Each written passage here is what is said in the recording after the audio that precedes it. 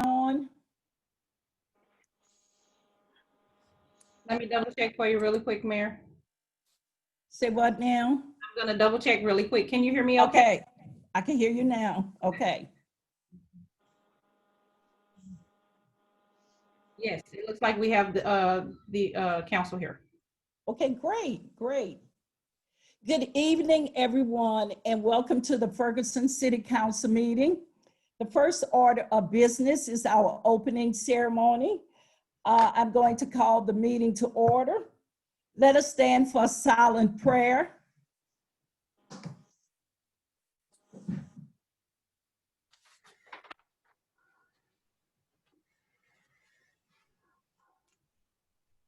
Thank you. Pledge allegiance to the flag. I pledge allegiance to the flag of the United States of America and to the republic for which it stands, one nation, under God, indivisible, with liberty and justice for all. Thank you. Clerk Pittman, please take attendance.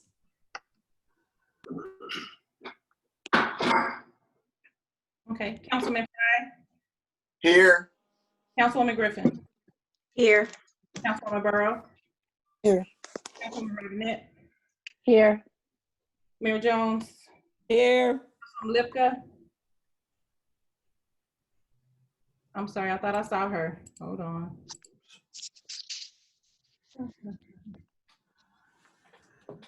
Councilwoman Lipka,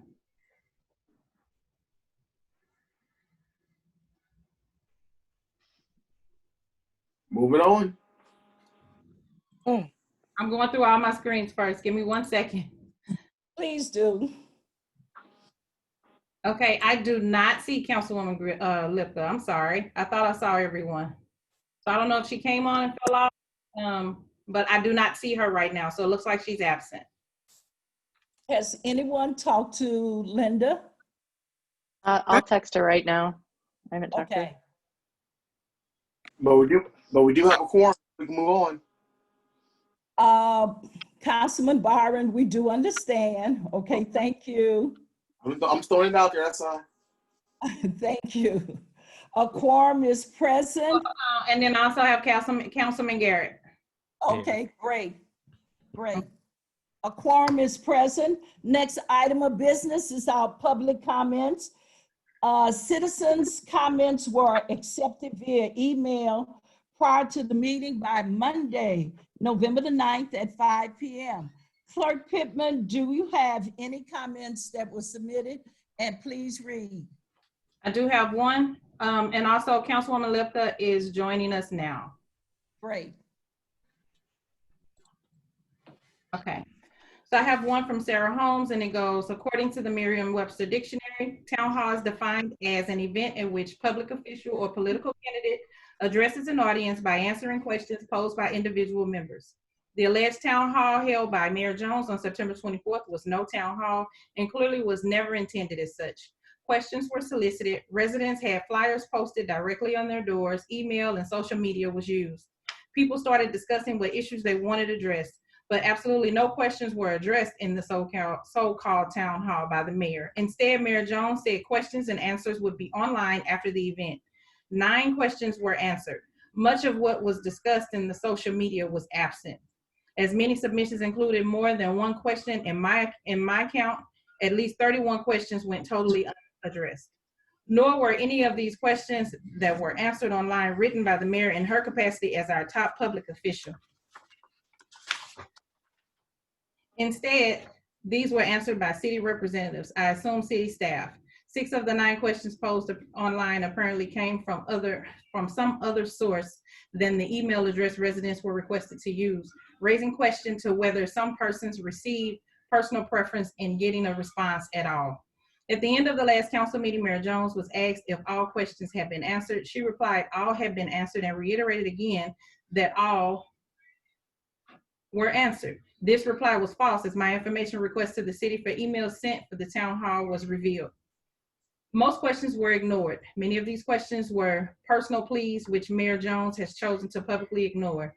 It's not just that topics were avoided: traffic calming, illegal parking, COVID violations, dilapidated homes, noise, illegal drug use, residential and commercial nuisance properties, lack of police response, etc. But very troubling issues that affect the quality of life in Ferguson have been ignored with no public response whatsoever. How can residents who have been frustrated with the problems we all have shared not be even more upset with the individual narratives our neighbors offered being ignored? Comments in the questions to Mayor Jones include: I do not let my grandson ride his bike because of cars cutting corners speeding. I have had 2 vehicles torn up by speeders. There have been vehicles illegally parked on both sides of the street. A fire truck would have no hope of negotiating such narrow confines when this occurs. We do not feel safe in our own homes at this point, and especially not if we have to go out, return home after dark. Sometimes my children are not allowed to play outside because the music from Montrese contains loud and vulgar cussing. This loud and vulgar cussing can be heard throughout my house most evenings and nights. Mayor Jones, at this point, I have no reason to believe that your town hall was anything other than a PR event for yourself and personal friends you have appointed to this task force of yours. I believe this because the city council operates largely in a liaison capacity. Council members or residents ensure that at least one member attends any board, commission, or neighborhood meeting and are expected to be available to respond and assist residents in gaining information and getting results they seek. As chair of council, the mayor is very much chief liaison officer for the city. Clearly, that structure is failing currently, as seen by the disregard for the questions and comments willfully ignored. We have a structure that should be used: the council, boards and commissions, residents and business owners. Why do we need a task force? And are members seeking preference and private financial opportunities by being on this task force? Why has it been secretive, and why have no other council members been involved? I strongly urge the council not to allow city staff time to be used towards this task force and not to approve any funding for this vague and suspect task force without a full ethics review and financial assessment. We cannot afford in these lean times to throw money away or fall prey to anyone seeking personal gain over community improvement. I implore the council members to not allow these questions and concerns to go on publicly ignored and disregarded, and clearly need a real town hall and all the council involved and all their knowledge shared with the public so that we can truly progress to change things for the better. We certainly cannot move on while ignoring the issues and complaints raised in the submissions for the town hall.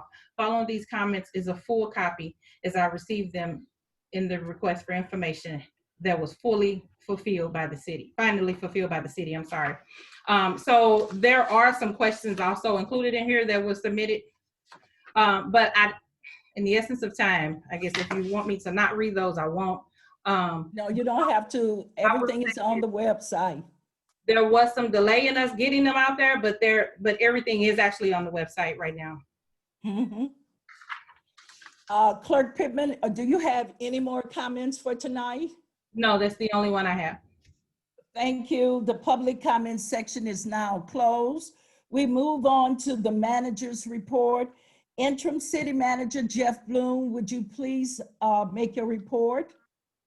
I will. Thank you very much, Mayor. Mayor and Council, will begin this evening's report with an update from Chief Armstrong. Chief, if you would, please. Good evening, Mayor and Council. I just have a few things tonight that I wanted to bring to your attention and bring to the public's attention. We've seen an increase in a couple areas that I wanted to make everybody aware of. Particularly when it comes to vehicle break-ins during the daytime at our big parking lots on the north end of West Florissant. So Sam's Club, Walmart, and we've even seen it expand over into the YMCA's parking lot, where we have individuals, particularly during the daytime when those parking lots, have the most vehicles in them, are coming into the parking lot and taking advantage of the vehicles that's in there. One note of caution that we wanted to put out is, if residents encounter individuals that have, in the process of trying to break into a vehicle and such, we are extremely cautioning the public to not go up and engage these individuals.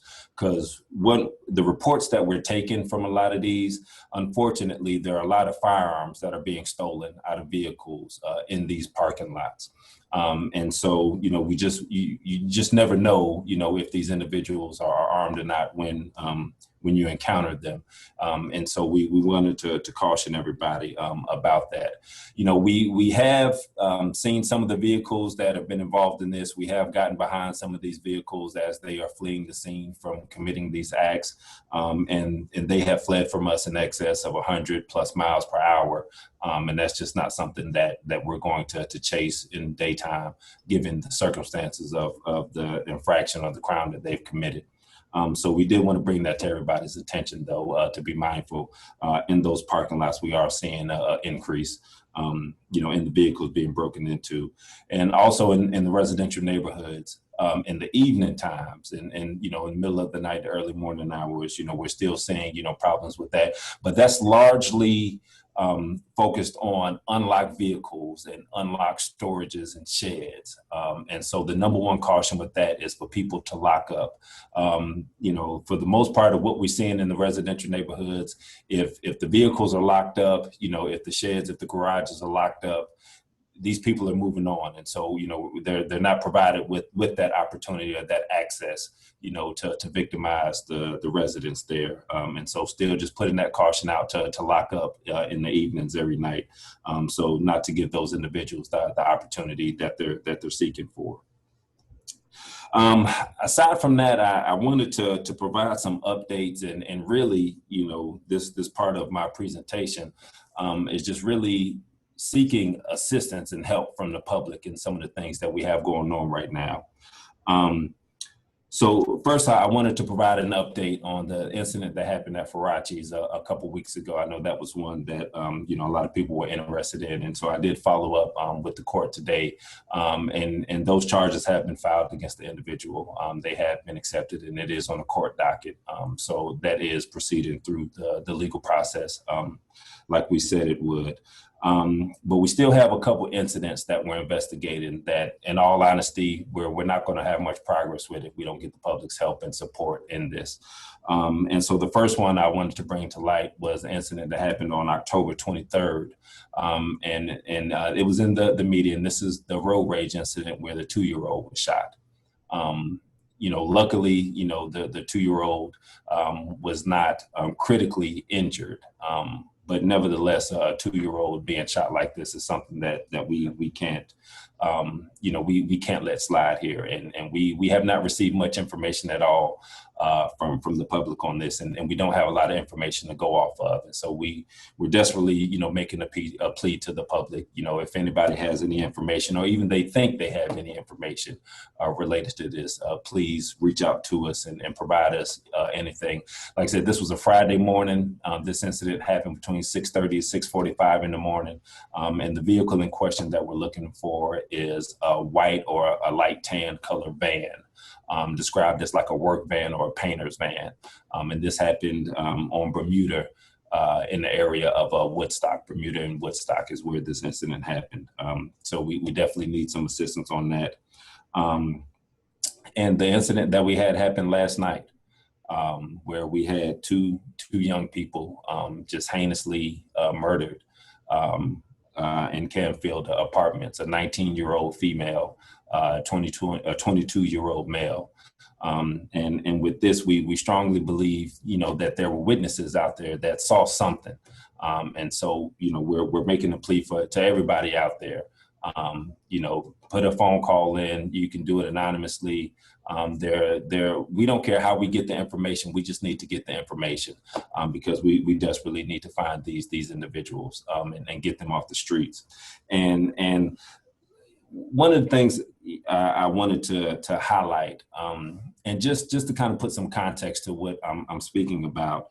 Earlier today, I spoke with a mother whose son was tragically killed back on May 26th of this year. So back in May is when this happened. And we're just now getting close enough to fine tune in this case to be able to present it to the prosecuting attorney's office to see if we can get charges brought against this individual.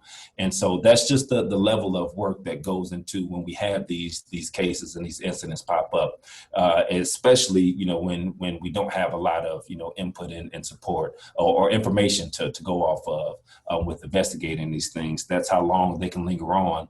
But we still continue to work on these, and we still have to continue to work on them, no matter how much more is added to the plate for what we have to deal with. And so, you know, just wanted to share that information. And so, you know, the community could hopefully talk amongst themselves and share whatever information they share, and hopefully somebody will feel compelled, if they know anything related to any of these cases, to please get in contact with us, because we desperately need the information, we desperately need the help, so we can, you know, we can find these individuals and we can bring justice to these families.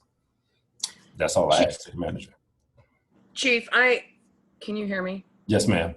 Okay, so I'm just going to express the frustration that I'm feeling and that I'm getting from citizens. I mean, we've got situations like, you know, we also had a 17-year-old shot several times over on North Clay last week. You know, we've asked, and I'm going to include Elliot and Jeffrey in my comments, we've asked for, you know, these vacant homes to be taken care of. It's been a big issue. We just had a fire at 312 Lamont on a vacant home. You know, we've got these issues. You know, we had the FBI press release that came out, you know, the situation regarding Faraci's. I'm really ticked off on that one. And I'm going to tell you honestly, sir, I appreciate the fact that charges have been filed, but they were not, charges being filed was not our first response. Our first response was to give more humanity to the person who caused the harm than the person who received the harm. And this is where I'm going to go a little crazy on you a little bit, because honestly, Jim Marshall, who owns Faraci's, has been in business in Ferguson for more years than most of us have been alive.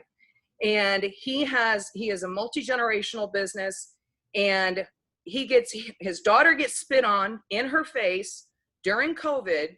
Dad comes out to find out what happened, and he gets knocked out so hard he loses teeth, and then he's kicked violently on the ground while he's unconscious. And our officers escort the person out of town to send them to some other town to possibly do something to somebody else who didn't deserve it.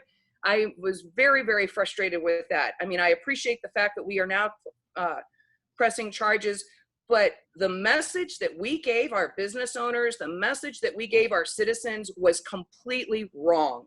So I'm frustrated there.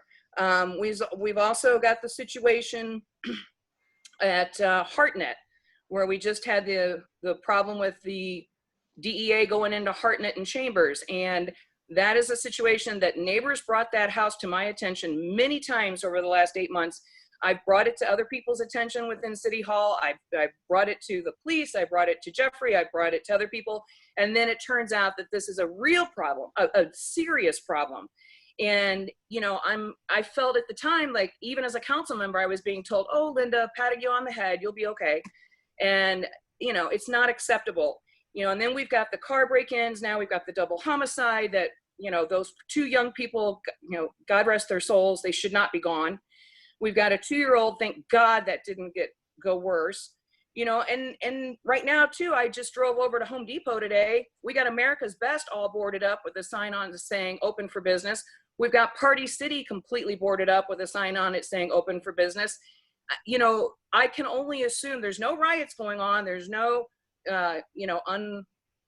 unhappiness in terms of community situation that we've had in the past that would normally bring in board ups. So the only thing anybody can assume that the board ups are from some level of crime. So I'm really frustrated at the acceleration of crime in our community, that the acceleration of all these different things. And I know that you're doing your job, but at the same time, where is the urgency? I mean, I don't feel like there's any urgency. So where's the urgency, and what are we as a whole unit of police force focusing on? I mean, I really need to know what we're focusing on, because all I'm seeing are headlines that I do not want to see. Yes, ma'am. And I agree with you. I'm seeing headlines that I don't want to see.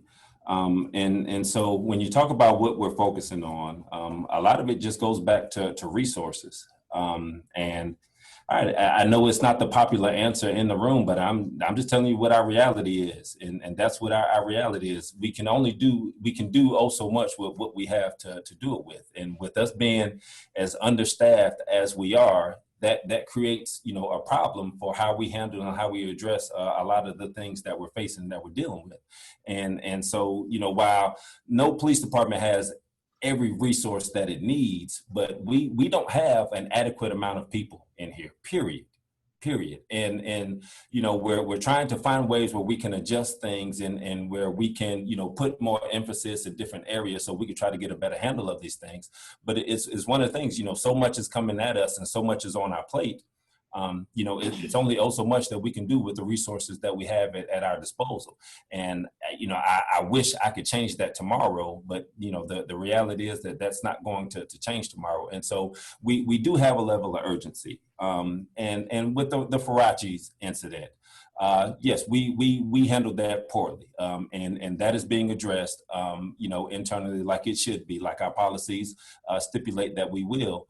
And so that incident in itself, 100%, it wasn't handled the way I wanted it to be handled, the way the community would have liked to have been handled. And that has been addressed, and everybody internally understands, the mistakes that were made out there, for that particular incident. But, it doesn't change, the fact of, the challenges, that we have, and what we're trying to do and what we're trying to get accomplished here. And we're working hard to try to fill the openings and the vacancies, that we have, but the process that we have to go through, because of all the stipulations that are on us for what we have to go through in hiring people, we have a very, stringent process, and it is a long process.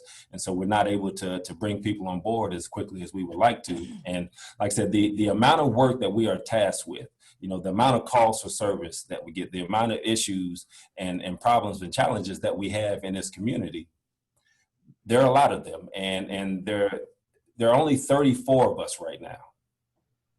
There's 20,000 people in this city. There's 34 of us right now.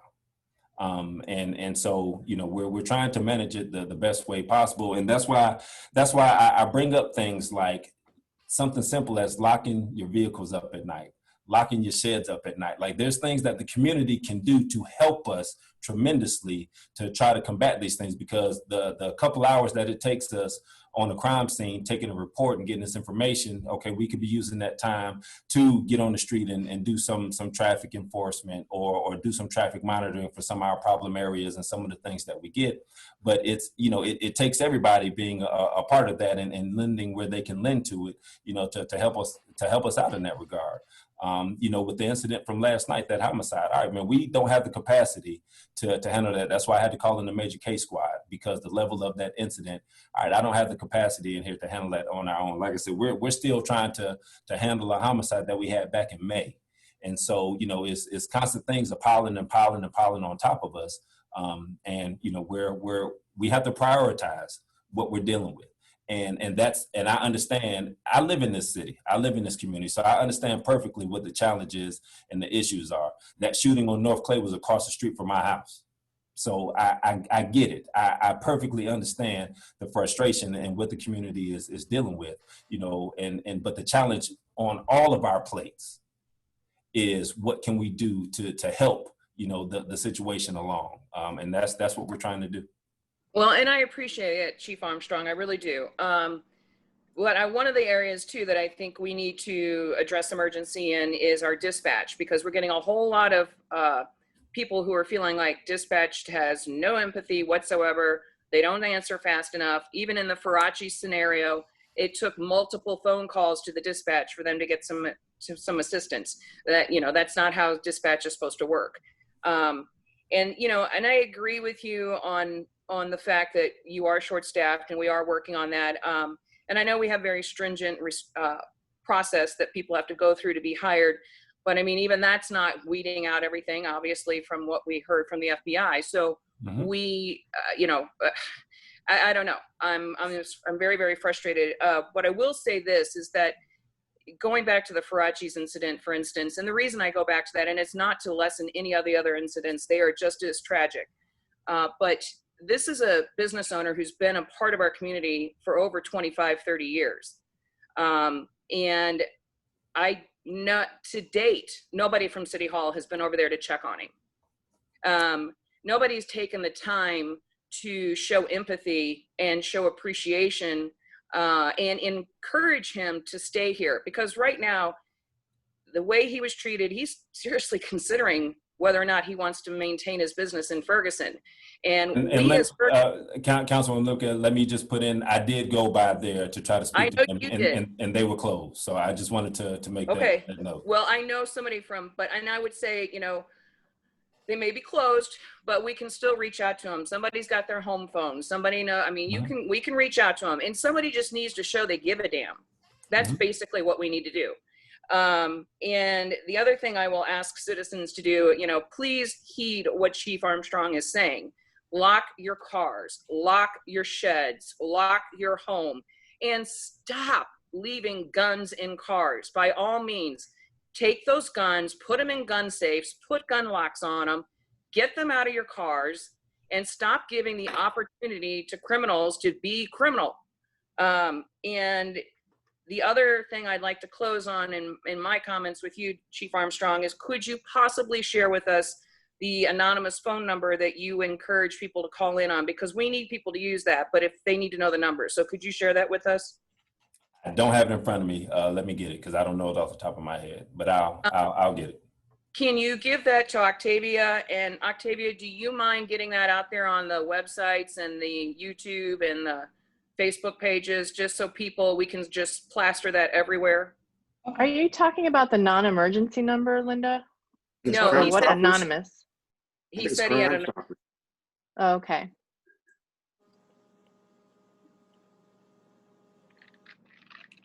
Something that I wanted to ask, and this is while you're looking, I don't want to distract too much, but within the context of this conversation, are we trending or tracking well to being fully staffed, or like I know it takes a long time, but we can project on what that is under certain things, like yes, willingness for people to apply for the positions and whatnot, but is there more that we could be doing or help that you would be looking for in order to bolster up the staff that you have today, and what those timelines might look like with help or without? It's hard to say, Councilman, because we have a lot of people apply to work here. But the problem is a lot of people do not pass our background investigation. And so to put some context to it, so we have 2 people right now that are going into the latter half of our background investigation. So they've made it through the first part, but now they have to go through some additional testing to see if they will completely make it through the background. So we have another 4 individuals that have been through the first round of interviews. We have another 3 individuals that are scheduled for the first round of interviews. So we have multiple rounds of interviews, but the real critical part is the background investigation. So, we may have 10 people make it through the interview process, but when it gets to the backgrounds, we may have 3 or 4 make it through the background process. So it's hard to gauge, because we have people at different levels in the process. But just historically, since the time that I've been here, we lose a lot of people in the background, and we're going to continue to do that, because we can't lessen what we're looking for and the requirements, that we have in place. And so, that's a big part. But one of the things that we're working on is, we have 3 slots that have been made available to us in the upcoming academy class. And so the individuals that we're interviewing, we're looking to put 3 people into the academy. Now, the academy is 6 months long. And the last people that we had in the academy, everybody didn't graduate the academy. And so, so that's another thing where they may be hired, but they still have to go through and pass the academy. And so there's no guarantee that everybody's going to make it, through the academy. And so, we have good numbers. It's just a long process. And unfortunately, the most critical part of the process towards the end of it is the most difficult part for people to make it through. And so that's where a lot of the challenges come in at. Dispatch was brought up. And so one of our biggest challenges in dispatch is just the number of dispatch positions that we have. We need 2 dispatchers in our dispatch room at all times. And we're only budgeted for 4 full-time dispatch positions right now. And so we have to plug those holes with part-time dispatchers, but that's hard to do because all of these individuals have full-time jobs. And so, that's part of the struggle with our dispatch center at times is trying to fill it, at the right times where, the call volume is generally the highest, given, we don't have an adequate number of full-time positions, in our budget for that. So, like I said, it's, there is no one issue that will fix it all.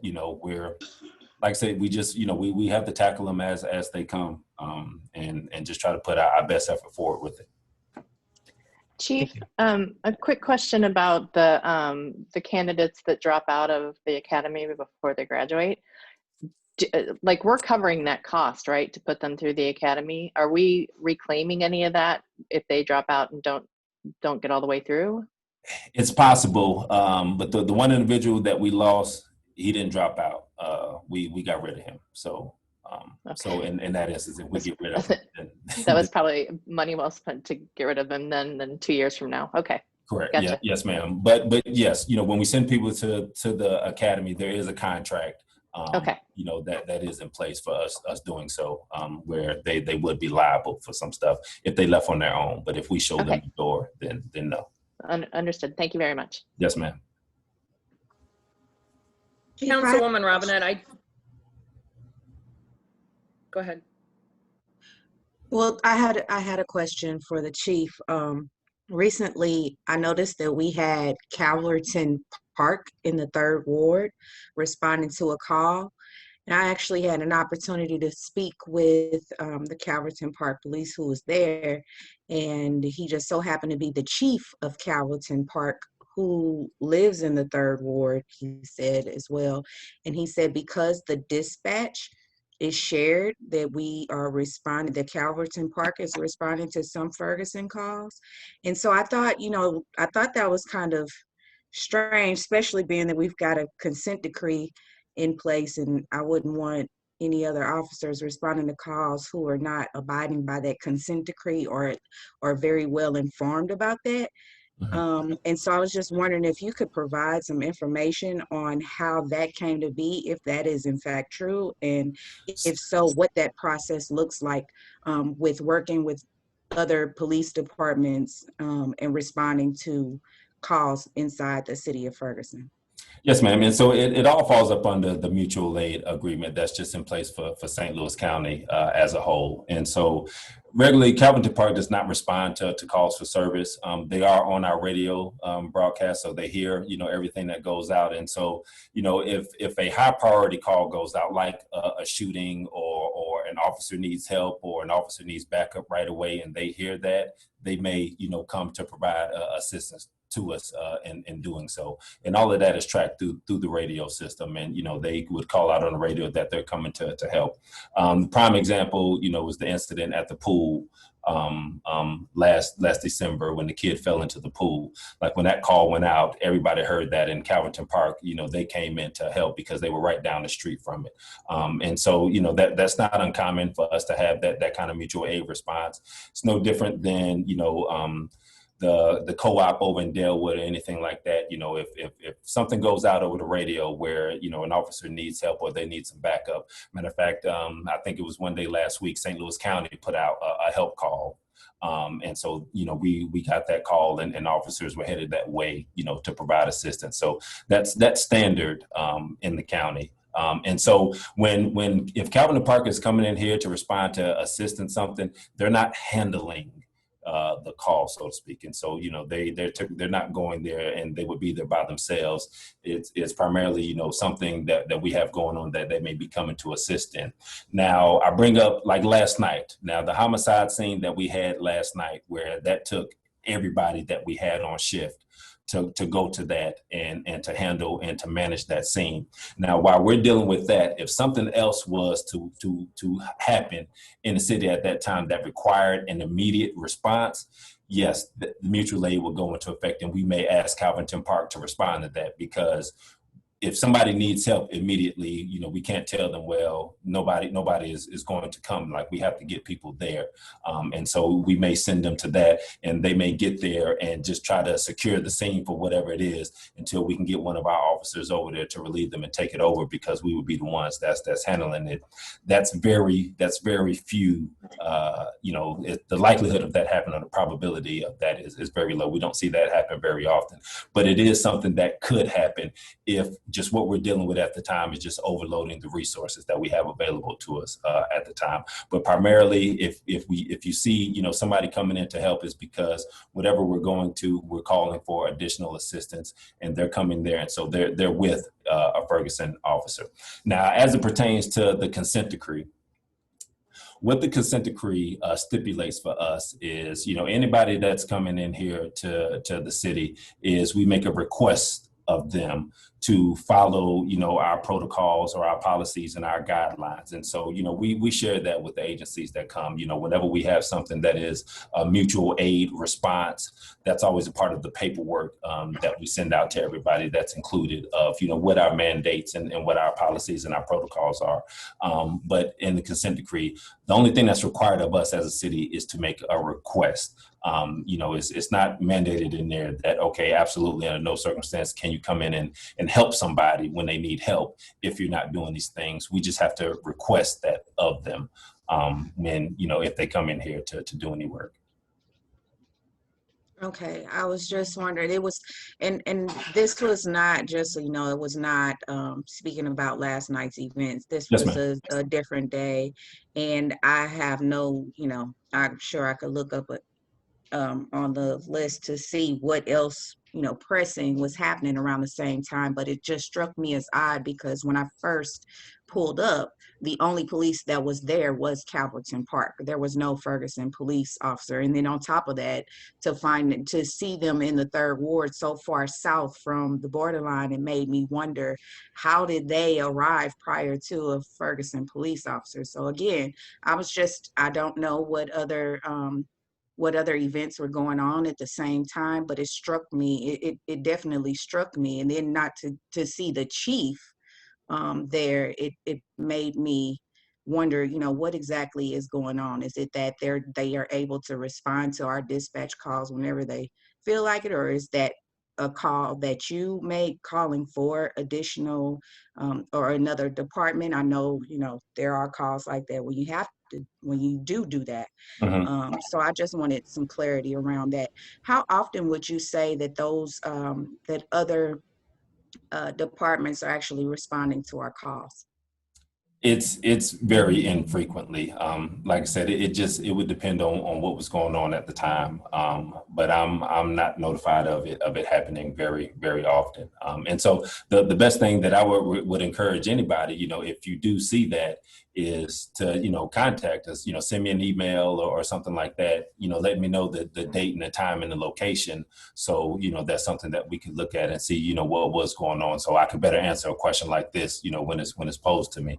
But without having a date time, I don't know what was going on that day or what it was. But like I said, with them being on our radio, you know, if something critical, you know, comes up or something critical happens, it's not uncommon. And the same thing happens on the southern end of South Florissant.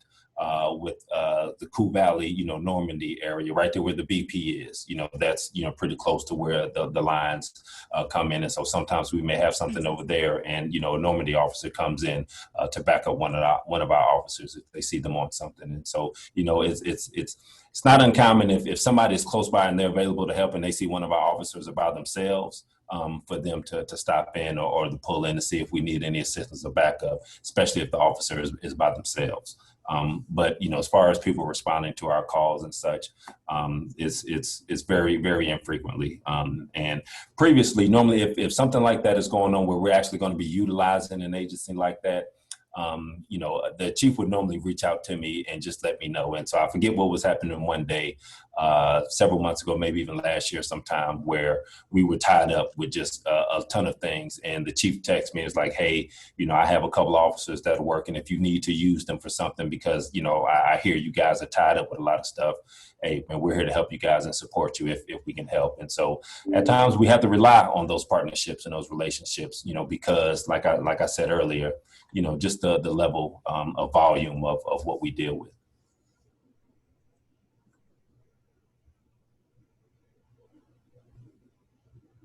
Thank you for responding. I appreciate that. That helps give me a little better insight.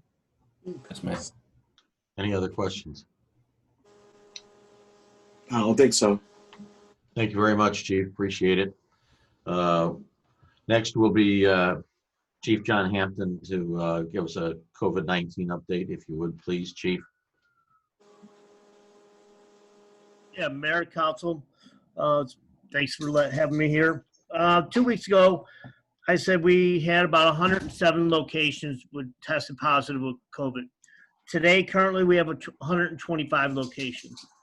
What you're starting to see is the hospitals are shutting down the elective surgeries, and they're using those beds for COVID cases.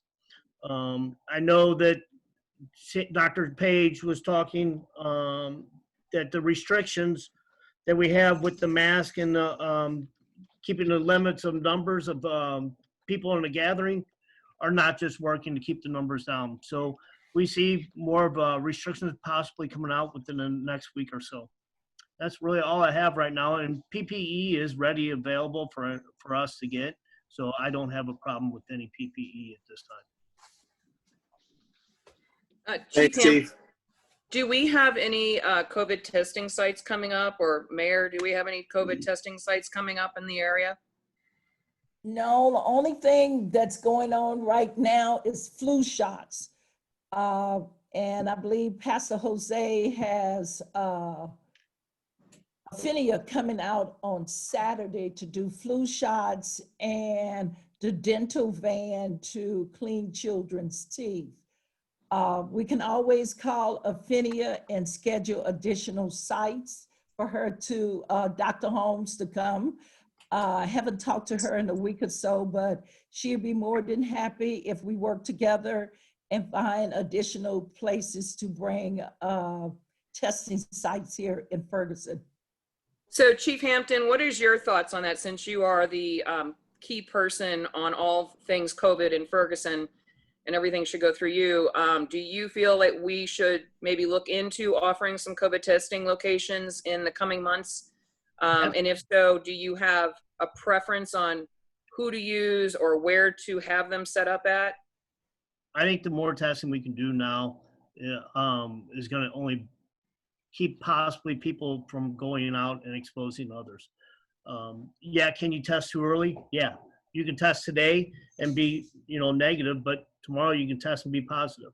So even though we can maybe possibly get more testing, I think it will keep our numbers down, just because, hey, I'm taking that where I'm going to stay home because I'm feeling a little bit ill. So I do think we should get more testing. It doesn't matter who comes in to test. I think we just need more testing done. Okay. And then the other question I have is, can you share with those who are listening, and can we also blast it on all of our communication channels, the testing that's going on at the health center in Berkeley? All I know is that we are being able to do COVID testing there, and I do believe you have to have an appointment. Right. Okay, so maybe I have more information than you do. I was just leaving it to you, but I will tell you, because I've had a test done there. All you have to do is go online to the county health department, and they have the appointments, I think, are every 15 minutes, boom, boom, boom, boom, boom. And you can pick a time, and then you just go on in. They are free. You don't have to pay for them. So absolutely, we want to get that information out there, and we want to blast it in a manner that it's readily at their fingertips when they go, oh, you know what, I'm not feeling good. Where did I see that again? And they can find it. So. This is Tony. Linda's correct in that. I've sent several people to follow that process every 15 minutes, and they come outside to do it for you. I don't know how much longer that's going to last with the weather changing, but for right now, they were doing it in the rain. So also, I know out at the county health, if you call them up, they will set you up a testing situation as well, Chief. Thank you. And oh, I'm sorry, one other thing real quick. Sorry, Chief Armstrong. Another thing that I've noticed, my mother lives with me and she's an elderly person. One of the things that you can do through your Medicare, Medicaid now is they will come to your home for senior citizens and give you a test in your home. So that is now a benefit on your health plans through the state. So that might be something too for our senior citizens who can't get out for testing. Just a little FYI. The one thing that I would add about the testing, if we were going to do it here, is when you have the drive-through testing, there's two primary ways that it's done. You know, some you pull up and they administer the test, but others, when you pull up, they give the items to you for you to administer the test to yourself. Now, for anybody who's had the test, it is more beneficial for somebody to administer it to you, because I'm not going to do to myself what they do to me. And so when I had the one drive-through, when they gave it to me, I was like, oh, this is a walk in the park, because I'm not going to treat myself how you treat me. So, so we would need to be mindful for that part. If we were going to do it here, we need to do it where they are administering the test, because they get personal with you when they give it. And most people are not going to do that to themselves. That's true. That is true. That is true. And I will tell you too, with my industry, I just got done doing a wedding this weekend in the St. Charles. Actually, I was in St. Peter's. Awesome day, awesome wedding, awesome people. And the only people wearing a mask were myself and the staff. That was it, the whole night. So, people aren't paying attention. Also, St. Louis County gives Ferguson about 5,000 to 10,000 masks, and you can always go to the police department or either the community center and get masks to give to the residents.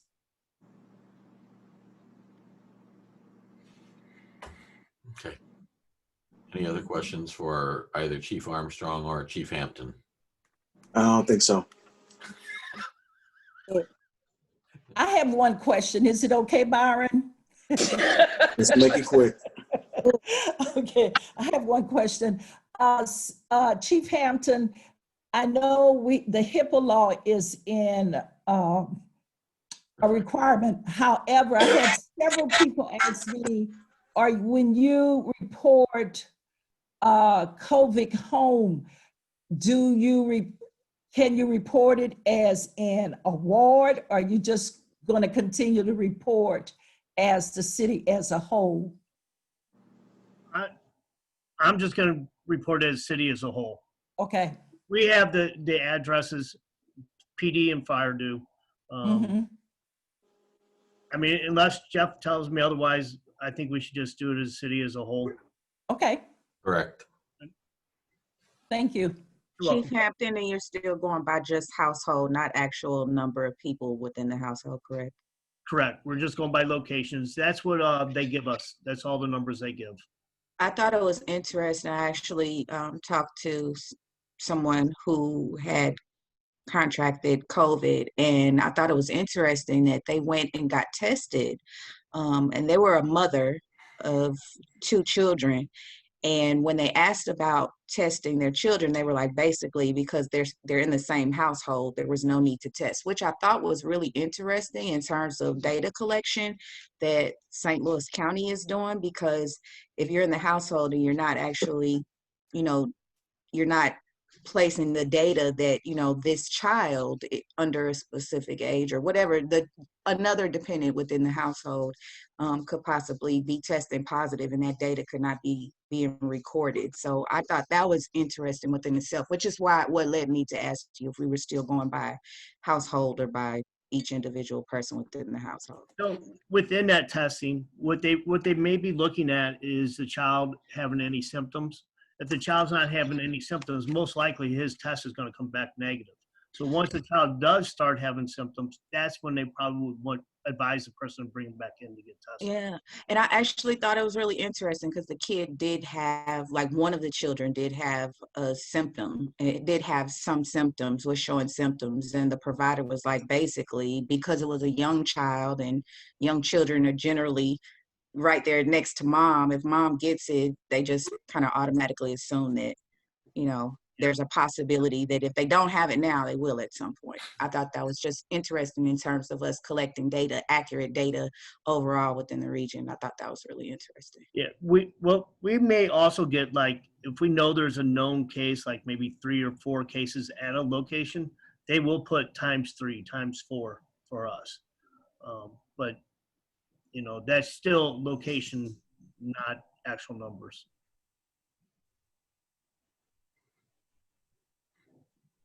Okay.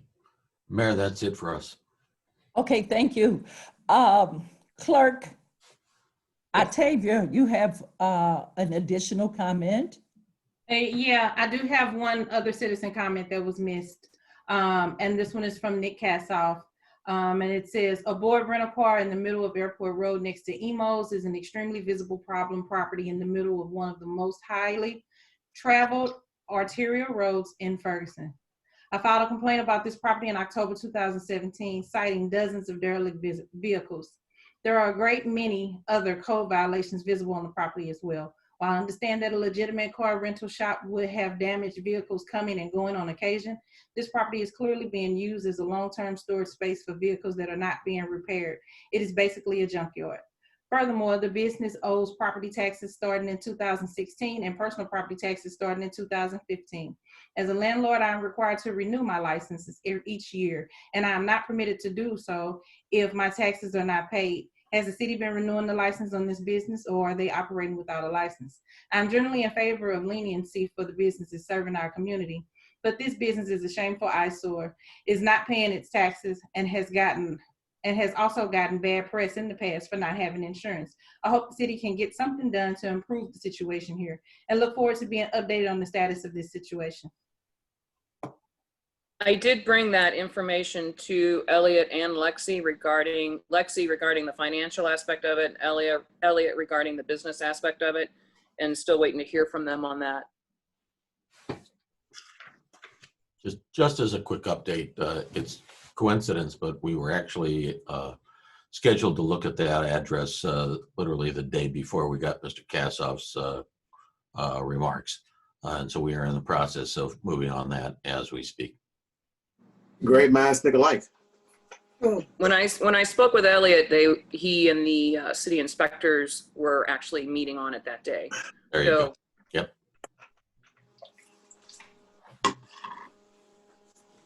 That's it, Madam Mayor. She's talking, but I don't think she's muted. No, she's not. Can't hear you. No. No. And see if your volume went out. We know Check what your that volume. means, though. All right, who turned her switch off? It's her internet. It's giving her trouble with the weather, probably. It is my internet. We can hear you now. We can barely hear you yell really You can loud. barely hear me now. I may have to, okay. Finance Director Lexi Miller will introduce our special guest.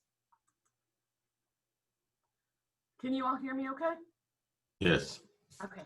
I would like to introduce the pension actuary. I don't know that all of the council members have gotten to meet him. His name is Greg Stump. He was here last year to give our pension valuation. Unfortunately, he wasn't able to give his full valuation report due to a problem at the meeting. So I know that we've had new members also since then. So I just want to introduce Greg. He's been actually just got off of our pension board meeting that we had before this and presented to the pension board as well. So Greg, if you would like to go ahead and give the pension valuation update to the council, I'd appreciate it. Okay. Good evening, Mayor Jones, members of the council. I have some materials prepared, and I don't know if I'm able to share that part, or looks like I can. So I'm going to put my screen up here. And hopefully everyone can see the title slide. Yes. Okay. So I'm the actuary for the pension plan for the city, and our main job is we do this valuation once a year. We collect information on the assets in the pension fund and everybody in the plan, meaning people who are receiving benefits, active employees who are accruing benefits, and maybe people who terminated with a vested benefit. And my main job really is to make sure the plan is properly funded. So we do this once a year.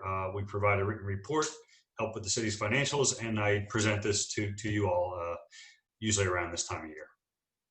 So here's my, then this is 8 slides here. So these are the topics: pension funding background, the summary of the valuation, plan membership, actuarial assumptions, future outlook, and conclusions. So for funding background, I'm not going to go over this whole slide, but these are the things we kind of keep track of every year.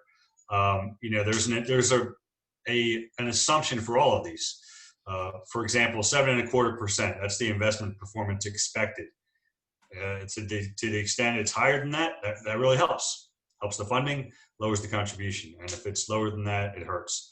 And so all these kind of have a similar story, and those are the factors that we take into account. And that's why we do it once a year, because it's a moving target. These things constantly change. And if anybody has a question, you can ask me at any point in time. You don't have to wait till I'm done.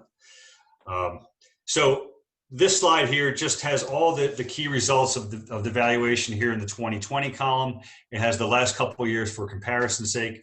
There's a full written report, 20-some pages. It just goes over all these numbers in detail. But this right here is just the key numbers that that anyone would look for here. We have assets of the fund. We have something called an accrued liability. That's just really an asset target. We would always like the assets to equal the accrued liability, so we know we'll always have enough to pay everybody when they retire. And in fact, it's been like that. It's, you know, the unfunded amount, how far off target you are, has actually been negative every year until just now. And we only measure this once a year. So everything I'm talking about is as of July 1, 2020. There's a contribution calculation where we recommend an amount for the city, and that goes in the following year. It's gone, and these are thousands here. These are millions up top, but it's gone from 312,000 up to now 505,000. And when we talk about the future outlook, I expect it to increase a little bit in the next few years, and we'll talk about why. But the funding ratios, that's an important part of this. 107% a couple of years ago, now 99%. And really, that puts you in pretty rare company, because there are not many plans that are that well funded out there, either in Missouri or elsewhere in the government pension plan space. So, and it's been like that. You've been over 100% funded or close to it for decades. So that's one of the main takeaways here. Plan membership, this is how we come up with our calculations, because for each person in the plan, there's an individual calculation. We put them all together to get the total cost and liability. We see that the plan's grown to about 260 people now, and again, that's just as of July 1st, snapshot, including 106 people receiving pensions and 113 active employees. So it's almost half and half now with the active versus retirees. The average monthly benefit has gone up from $13.69 a month to $14.53 over 2 years, and that generally is going to increase over time, because the benefit is a percentage of pay. So as this pay, you can see the average pay here has increased, and it is expected to continue. That benefit also increases. So that's really the summary of why we're doing all this for the people that are collecting these benefits. Couple other topics here: assumption changes. Last year, we did a full assumption study, which we generally do every 5 years, just to make sure we're picking up on trends of turnover, when people retire, life expectancy, things like that. So we changed all these assumptions: the salary increases, investment return, rates of retirement, turnover, mortality tables. And the whole point of that is just so we can strengthen the funding of the plan and make the contribution rates more stable. If you never check your assumptions, you never know if what you're assuming is correct. So that's a best practice. I have a and it turns out, yes. Did the mortality table change this year due to the fact that, because of COVID? Did that change any, and did that affect anything? That's a good question, and the answer is no.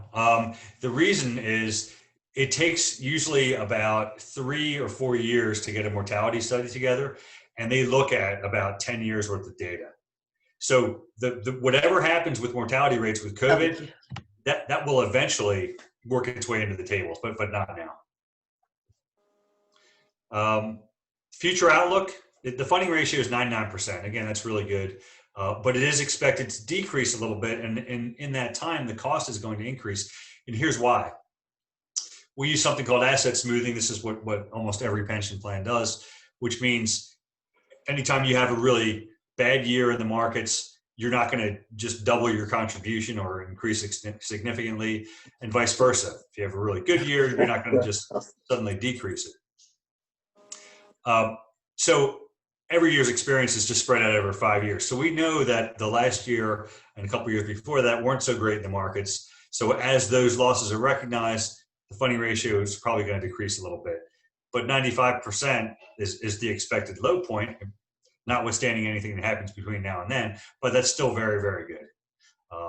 And I'll show you on the next page. A lot of plans are dealing with much worse situations. So as I said, the contribution rate is expected to go up, and that's even if everything happens the way it should, the way the actuarial assumptions indicate. We're still looking at some upward pressure on the cost for a few years. The valuation and outlook are updated annually, as I mentioned, and they're subject to gains and losses every year. So, and that's one of the reasons we check this, and it is a moving target. Last page here is some conclusions. The funding of the plan has been strengthened with the better assumptions, where everything's updated. The mortality table is the most recent one available, and we're going to continue to review it. Still near 100% funded, which is very, very good compared to other public plans. I can tell you that I don't have an exact number, but if I had to guess, you're probably better off than at least 95% of all the government plans in the entire U.S. Here's a couple of local examples, some larger funds, but Moser's, the Missouri State Employee Retirement System, they're 63% funded. St. Louis Retirement System, 79% funded, which is probably closer to the average. I don't work with either one of those systems, but their reports are publicly available, so that's where I got those numbers. And they're really dealing with some significant issues of trying to figure out how to close that gap. That fortunately here we don't have. We're 99% funded, so there's a very small gap. The problem is, and I've said this the last few years, the costs are really volatile when you're close to 100% funded, because you can have a $1 unfunded liability that suddenly is $1 million, because that's how volatile the investments are, and that's something that every plan has to deal with. So that's just kind of part of the plan here. The outlook changes every year. So I will come back next year and tell you how it has changed. Hopefully it'll be just as good or better. But we'll continue to monitor the experience and the funding policies going forward. And I will answer any questions you have right now, or if you come up with a question at another time, you can always send it through Lexi, and I'll get an answer for you.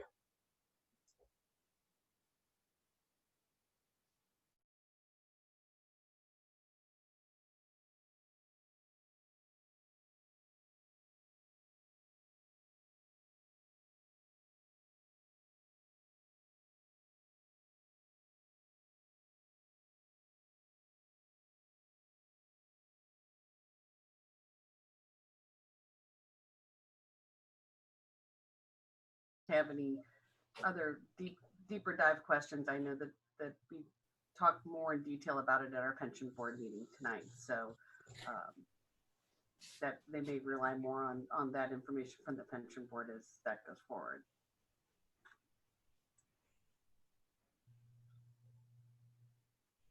Okay, well, thank you for your attention, everyone, and see you next year. Thank you. Thank you, sir. Thank you. At this time, we will move to our consent agenda, the minutes. We have minutes from council special meeting minutes, October the 13th, council regular meeting minutes, October the 13th, council special meeting minutes, October the 27th. Council regular meeting minutes, October the 27th. Council special meeting minutes, October the 29th. Are there any corrections? You had an opportunity to go through these. Do you have any corrections? If not, I am requesting a motion and a second to approve the minutes. So move. Second. It's been properly moved by Councilwoman Tony Borrow and second by Stephen Garrett. Are you ready to vote? All in favor, say aye. Aye. Any opposed? The ayes have it, the motion passes. At this time, we have board and commission meeting minutes from the Civilian Review Board, August the 3rd, September the 14th, and October the 5th. Are there any corrections? Hear none. I request a motion and a second to accept the Civilian Review Board minutes. So move. Seconded.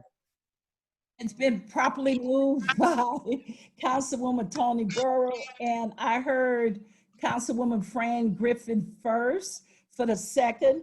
Are you ready to vote? All in favor, say aye. Aye. Aye. Any opposed? The ayes have it, the motion passes. At this time, we have a request, and Clerk Octavia Pittman, the floor is yours. Okay, so I have 2 liquor licenses today for approval. So one is a renewal and the second one is a new license. I'll start with the new license because the vendor is actually on the phone if anyone had any questions. But we have a new restaurant that is opening at 423 South Florissant Road. So it's the King of Soul Cafe. And so they are requesting a full liquor license. Again, if you had any questions, we have Maurice King on the phone to answer any questions that you might have for him. And this is the old, I believe this is the old court building? Yes. Will they be having a patio service, and then what is their liquor license going to look like for that? So what I'm issuing, I'm not issuing a certain special license. The license that I would issue is going to be a full license, so they will sell all drinks by the all liquors by the drink, and that's only we have. So even if they have patio seating or whatnot, that's normally what we have. Okay. Okay. So if we didn't have any questions for him, I'll go into the second one. Okay. And so the next one, this is just a renewal. This is an annual renewal. They were coming in a little bit slow this year because of COVID, but we're happy to see them starting to get back into business. And this is Hallelujah Entertainment. If you recall, they opened up, they were new last year. They just opened up last year, and they are across from the fire station. I do not have that exact address on me, but they are right across the street from the fire station. They're next door to Subway in that strip mall. Yes. Yep. Okay. Oh, we can hear you full-fledged now. Okay, thank you. At this time, I request a motion in a second to moved. Oh, sorry. To approve King of Soul Cafe liquor license. So moved. So moved. Second. Second. Moved by Councilman Byron Fry and second by Garrett. Councilman Garrett. Are you ready to vote? All in favor? Aye. Aye. Any opposed? The ayes have it. Motion carries. King of Soul will get liquor license. The next motion I'm requesting is a motion in a second to approve the liquor license for Hallelujah Entertainment. So moved. Seconded. It's been moved by Councilwoman Linda Lipka and second by Byron Fry. All in favor, say aye. Aye. Aye. Any opposed? The ayes have it. Motion carries. Hallelujah will get their liquor license. The next item on our agenda is bills requiring first reading. Bill number 7191. Without objection, will introduced by council member present. Hear none. Attorney Carey to read the bill by title only. Yes, ma'am. Bill number 7199, an ordinance amending section 30-67 of the municipal code in order to change the hours during which persons may be present in Ferguson public parks. Interim City Manager Jeffrey Bloom, do you have an explanation? Yes, I do. Thank you very much, Mayor. Mayor and Council, there's a couple of reasons for this. First of all, hours set for parks are done by ordinance. So that's why you're seeing this ordinance, first of all. Secondly, hours of our parks are different than St. Louis County. So we're normalizing those to be the equivalent of St. Louis County. And third, not all of our parks have the same hours. That makes it difficult for the police to enforce presence in the parks. And so we're also synchronizing all of them to be the same. And so that's the reason why you have this ordinance this evening. Who would have thought that something like that would cause such an issue? But when I read the details, it was really, I mean, it made sense. It made complete sense. And the other night, my husband and I were walking at the community center, and we're walking around. We thought we were by ourselves, and all of a sudden we heard noises, and there was a group of people in the middle of the soccer field in the pitch black just sitting there. And it was like, whoa, okay. But I mean, you just really makes a lot of sense. Interim City Manager, would you like Dave to say something? He certainly may. I think Dave is with us right now. Dave, anything to add? No, I think you covered it very well. Truthfully, I was approached back in July by a few officers that were having trouble regulating the hours and enforcing them. So I began looking at the ordinance at that point and figuring out the best way to remedy the situation. And like Jeff mentioned, that's why it's in front of you this evening. Good Thank you. background. Thank you. Thank you. Since this is the first reading, no action is taken at this time. Bills require a second reading. Bill number 7197. I'm requesting a motion and a second to read the bill a second time and place upon its passage. So moved. Seconded. It's been properly moved by Councilwoman Linda Lipka and second by Councilman Byron Fry. Attorney Carey, please read the bill. Yes, ma'am. Bill number 7197, an ordinance of the City of Ferguson, Missouri, granting a special use permit to Hanesco USA LLC for the purpose of operating a used car sales facility at 10638 New Halls Ferry Road, subject to the conditions, restrictions, and requirements set forth therein. Interim City Manager Jeff Bloom, do you have anything to add? I'll just reiterate what I said at the last meeting, that this is the former enterprise car rental location. So we're really not changing the purpose of this. Instead of renting cars from the location, the business is selling cars from this location and is a very reputable businessman. Thank you. Council, do you have anything you want to add or you have questions? No, I just want to welcome the gentleman to our community. And I thank him for answering my questions at the last council meeting. I know one of my fellow council members thought I was being a little too tough, but at the same time, I really appreciated his answers, and they did give me a sense of confidence in what we have to look forward to with his business. Thank you. Clerk Pittman, please call the roll. Okay, Councilman Fry, Aye. Councilwoman Griffin, Aye. Councilwoman Burrow, Aye. Councilwoman Robinette, Aye. Mayor Jones, Aye. Councilwoman Lipka, Aye. Councilman Garrett. Aye. Bill number 7197 passes. Bill number 7198. I'm requesting a motion in the second to read the bill a second time and place upon its passage. So moved. Seconded. Seconded. Okay. Councilwoman Linda Lipka made the motion. Councilman Byron Fry seconded. Attorney Carey to read the bill. Yes, ma'am. Bill number 7198, an ordinance authorizing the city of Ferguson, Missouri to issue its taxable industrial revenue bonds, the 10895 West Florissant Redevelopment Area Project, Series 2021, in a principal amount not to exceed $6 million for the purpose of providing funds to pay the cost of acquiring an industrial development project in the city, approving a plan for the project, and authorizing the city to enter into certain agreements and take certain other actions in connection therewith. City Manager Bloom, do you have anything to add? Yes, I do, Mayor. Thank you very much.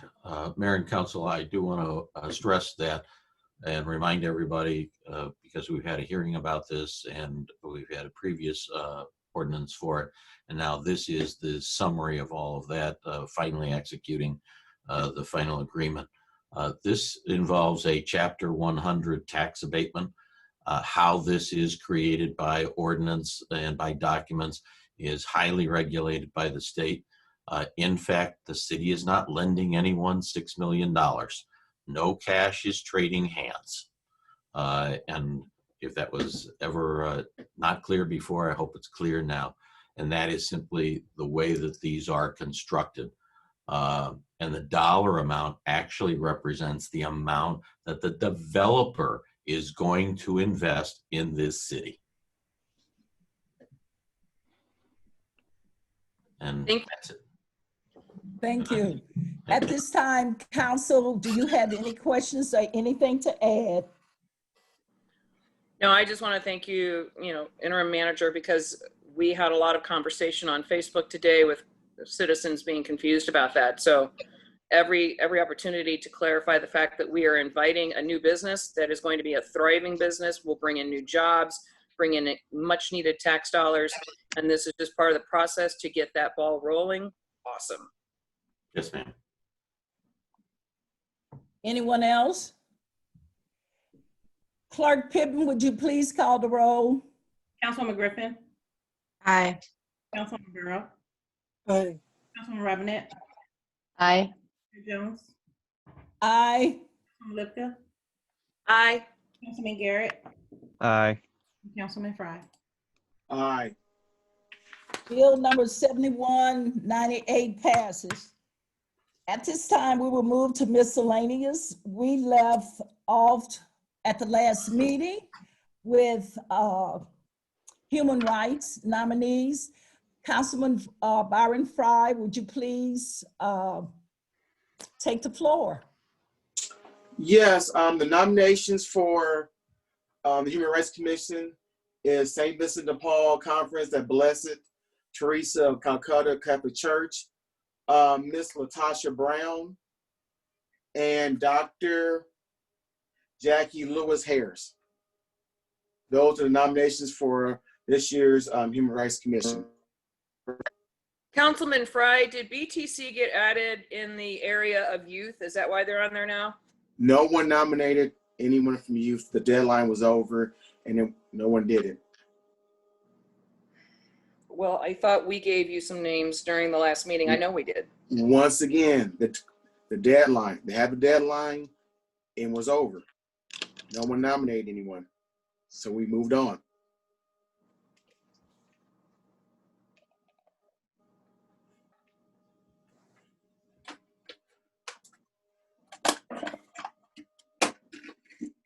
Anyone else? Councilman Byron Fry, what is your pleasure? Can I get a motion to approve these three nominations for the HRC for the 2020 year? So moved. Seconded. It has been properly moved and second by Councilwoman Tony Burrow and second by Fran Griffin. Are you ready to vote? All in favor, say aye. Aye. Any opposed? Opposed? We have one opposed. The ayes have it. Motion passes. At this time, does anyone would like to share for the good of the city? Since we on Zoom, we're not going to call anyone individual. We just ask that you share and make it brief. The only thing that I would like to say during miscellaneous is that when I asked the last meeting about the questions from town hall, and I was told that they'd all been answered, and then we found out that a citizen did the Freedom of Rights Information Act and found more questions, and then all of a sudden they pop up on the website today. I just think that that's not really kosher. Those questions should have been out there immediately after the town hall, in full, completely answered as they were promised at the town hall. And I also think that we owe this community a true town hall where they can ask questions. And I think we do need to get that on the schedule at some time within the next 2 months at least, so that we can truly address the issues and the questions that this community has. And I think we need to do it before the election.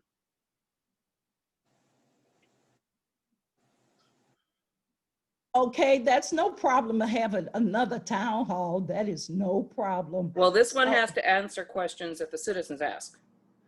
That is no problem, Linda. Due to the time that we had the last town hall and the questions had come in, we decided to post them on the website. So that is no problem. And it will be done before the election. You can even host a town hall. I know, I have before. I've done 2 of them. Well, you can host one. You know, there's no problem with you hosting one. Anyone else? I just would like to say to Dave and the staff, Parks and Recreation, they did a phenomenal job for the Spook Spectacular at Forestwood Park. They deserve a hand. They did a phenomenal job. And Fran was there and I was there. The kids were very excited. They enjoyed people coming up to the cars, giving them candy. We were excited. I believe we served almost 500 cars. And I just want to say special thanks to our fire department. One lady pulled up, she had a flat tire. I mean, Caitlin and Cindy, they really took care of that family. And the firemen, they were just all over the car, got the tire fixed, let them get back in line. We have an awesome group of firemen and policemen, so I appreciate them and I thank them. At this time, Mary Jones, I'd like to, when we're in the mood of thanking people and giving accolades, I want to do a shout out for Octavia, who has had a serious injury to her ankle, and she has stayed on the job, taking care of all kinds of business, and especially with the situation that we had on Monday. I really do appreciate her for all of her diligence and getting all the information out that we needed to get out. So kudos to you, Octavia, and thank you very much. Octavia, does that make lymph-tastic? Councilman Stephen, you were going to say something? Just thank you. Okay, thank you, thank you. I would like a motion in a second to adjourn the meeting. Go, Byron. Second. Okay, Octavia, did you get it? I have Fry and Garrett. Okay, thank you. All in favor, say aye. Aye. Any opposed? The ayes have it. Motion carried. We are adjourned. And thank you and have a great evening. Good The night. rest of the night. Good night. Adios.